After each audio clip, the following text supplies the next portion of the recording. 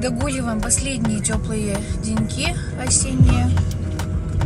Сейчас быстренько покатаюсь по делам. Мы уже округлились. И поедем в лес. Как всегда я говорю, я лесной наркоман. Мне прям,